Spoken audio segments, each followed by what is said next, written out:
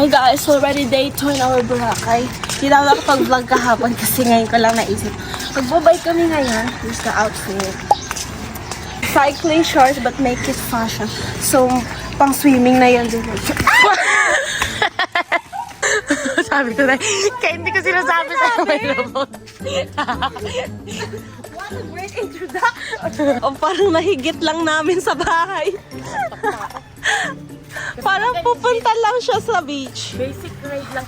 Oh, paano ka mamaya magbabike? Gusto mo sumika? Pagka-ride BBB. Dito na, ganyan na lang, ganyan gawin mo. Ganyan mga tao.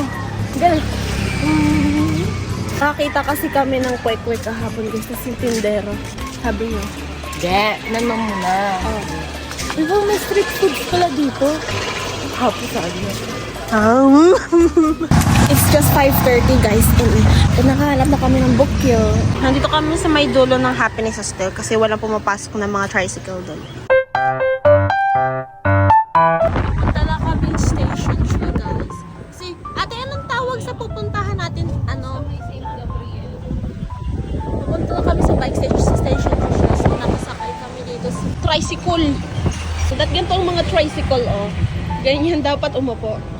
Tapos pang jeepney. Pag ganito tricycle nila, i-type palto sila. Kasama na ako bumiyan. Ikaw na yung taga-ano? Sama ka lang sa akin. Sama ka daw kayo, kuya. O sige, pwesto. Skip sa tabi mo.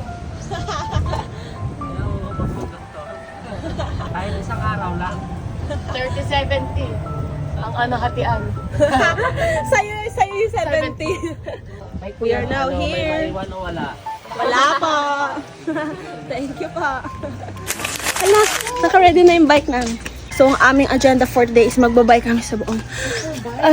Ay! Magbabike kami sa buong Boracay. Akin na... Hoy! Hoy, ako dyan! Ay, nauna ako. Sabi ko dyan ako sa Nauna Sagmit ako. kahapon. Ano ba to? Sagmit yan. Nauna ako. Nauna siya. Sige na nga dito na. Fox eye. 6 hours pala. Pwedeng 7. Ay, pwede daw 7 hours. Nang ano palit? Hanggang maximum of. Hanggang alas 8 ng gabi. Oh, sige eh, syempre mahal na yun. May bayad. Oras lang naman tinanong mo eh.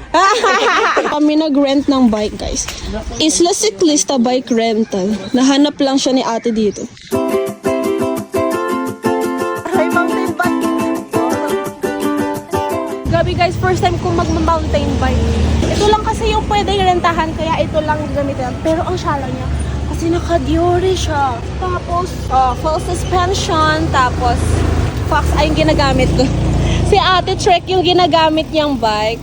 Tingnan natin kung magaling talaga akong biker kasi kapag nadalian ako dito sa mountain bike, bibili na ako pag uwi namin. Yung bike na yun ni Kirsten, pinang-race daw pala siya. Taray. Grabe, first time ko mag-mountain bike. Ganito pala yung feeling niya. Weird din ako, hindi drop bar. Oh, may susundan pala kami ruta yung binigay ni Kuya sa amin na nagpaparenta. So, yung susundan namin. Hinabol ko pati sila ate kasi nahuli ako. Talagang gaming bilis ko. Parang 40 kph. First time, bibili kami ng water sa 7-Eleven. Wala kaming dalang tubig. Kahapon pa parang mga below 1 liters lang yung nainom kong tubig kahapon. Ay! 1 liter! Buong ano pala ng Boracay is 35 kilometers lang sabi ni ate. So, based on my calculations, mga 2 hours, tapos na kami. Unless, ito, may magpahinga dito. Baka mapagod siya sa mga ahon-ahon kasi may mga ahon daw. Yung mga ahon pa nga lang sa Twin Lakes, pagod na siya. Uy, maganda to. Di ba? Ang ganda, pang ahon kasi mountain bike. Kaya nga mountain bike eh. So,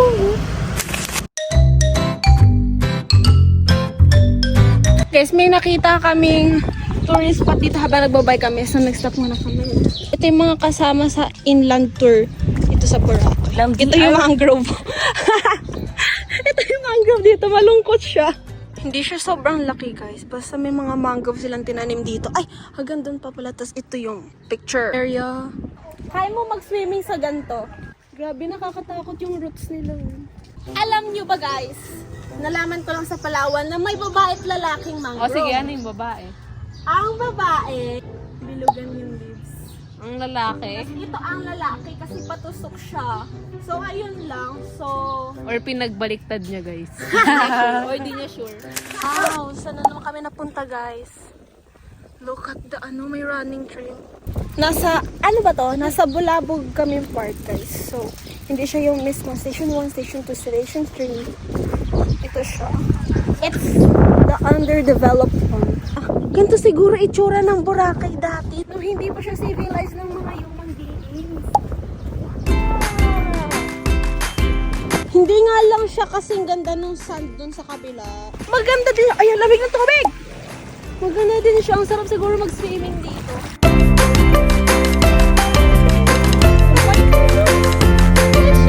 Oh, so cute. Taba, parang yung kahapon nakita lang sa palengke. Guys, nakakalahati na kagad namin yung trail ng bike. Bosh! Ang bilis namin. So peaceful nila dito, guys. Sobrang ganda dito. So uncivilized. Island Princess ang atake dito, oh. Guys, inulan kami. Grabe, hindi ako aware dito. Another... Napapasara yung cellphone ka. Bakit ganito? Kanina nasa dagat lang yung tubig, ah. Nagstay muna kami dito sa... Anong tawag dito? Letter B nakalagay, oh. Robinson Supermarket, pero nakalagay. Be here at the B. Nababasa daw ang cellphone ni ate gamit Google Maps niya. Tagal-tagal. Sana tapos na kami ito kasi. No, sino kaya ang tagal mag-makeup kanina? Ay! Sakong 30 minutes lang, ready na tayo.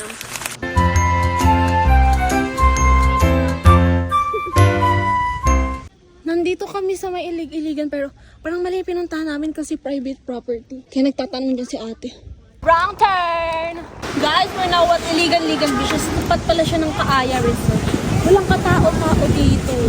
Tapos, hindi nga lang puti yung sand dito. Parang nga sa Puka Beach kasi. Golden. Ay, brown ba sa Puka Beach? Oo, Golden Beach. Ah! Pabalik na kami sa happiness. May school pala dito, guys. Paglabas nila, pag gusto na nilang pag nainitan sila, swimming tayo sa Station 1. Yawa, maglangoy.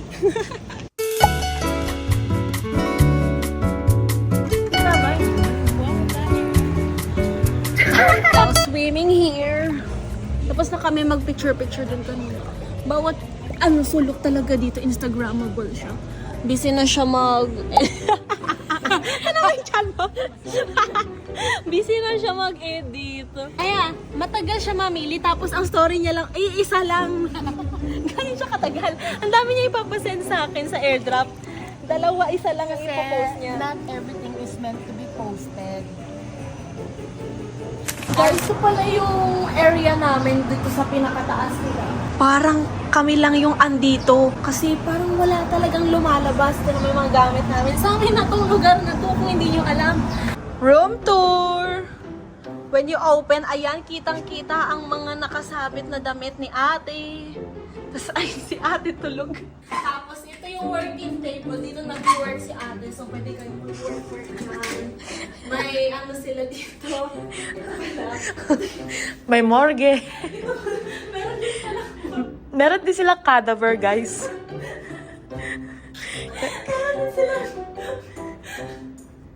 Kakatapos lang namin kuhaan yung mga lamang loob.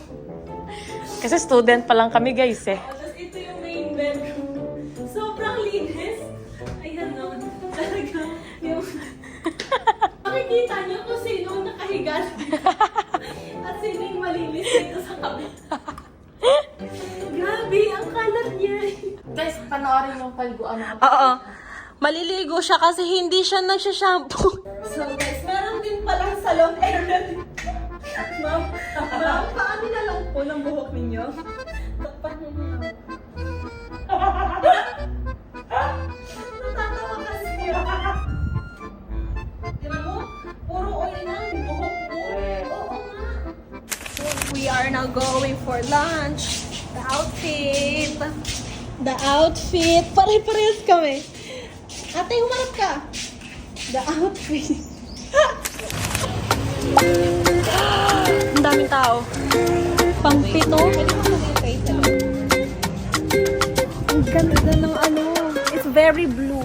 Mas mas maganda yung kulay niya kapag nasa Thailand. Ay, nasa Thailand pag tanghali. Ano? Kita pipicturean dito kahit pag makaawa ko. Ay, sige, picturean mo ako. Diyan ka lang. Pero pipicturean mo ako doon. Ang ganda ng kulay. Very, para ako nasa painting. Dream Arabiata po. Akin. Yay! Kanina ko pa inaantay itong order namin ng inuha ba ng orange juice. Paubos namin orange juice, ngayon lang dumating yung ano. Yummy! Oh, tikman mo. Sarap.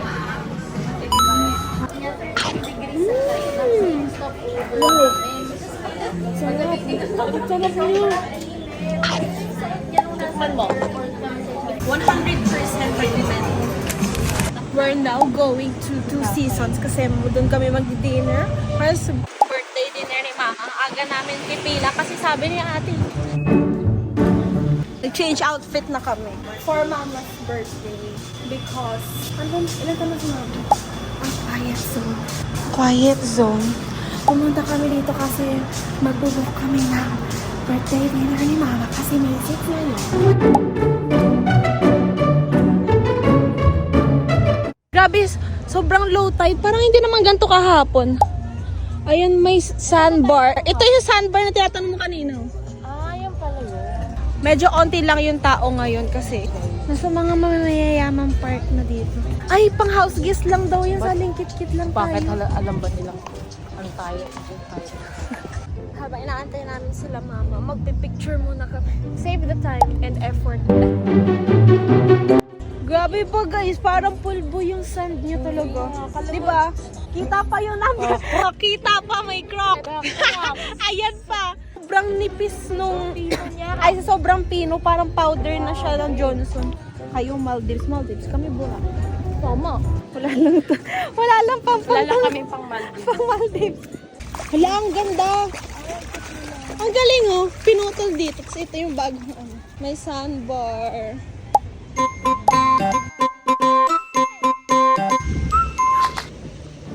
Mga bodybuilder.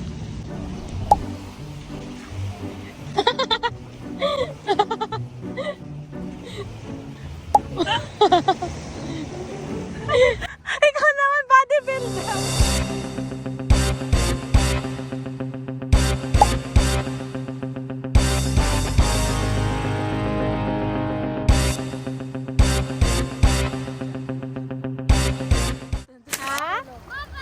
Solo? Wow! Hindi, meron na kami solo-solo eh. Limandro? Kaya mo? Sige nga. Saan mo nga kami? Hindi kaya. Ikaw siguro. Oloy! Uy! Uy!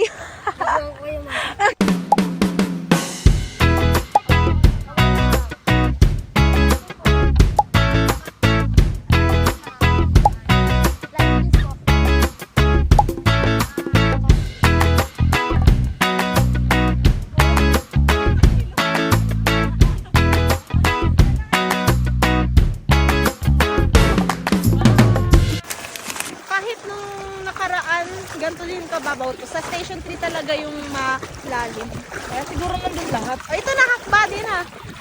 Wow, grabe. Sobrang linaw talaga ng dagat dito.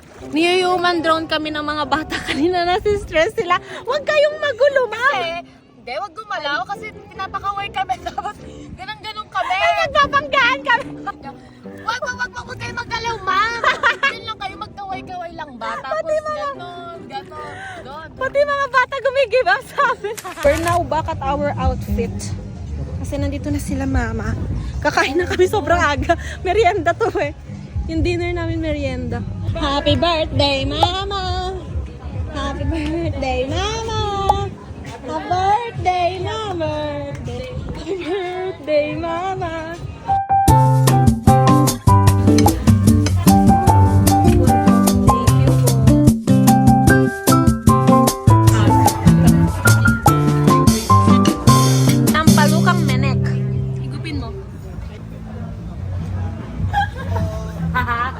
Inubos mo. Kasim? Ang asim, di ba?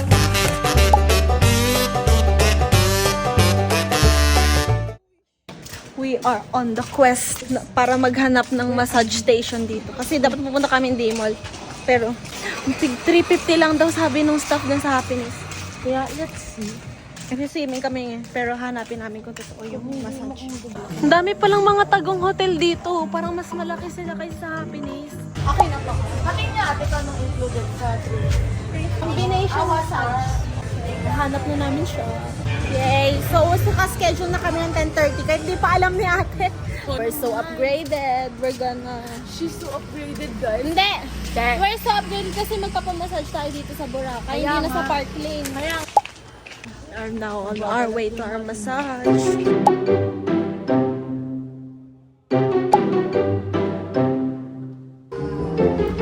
May pa-foot ano.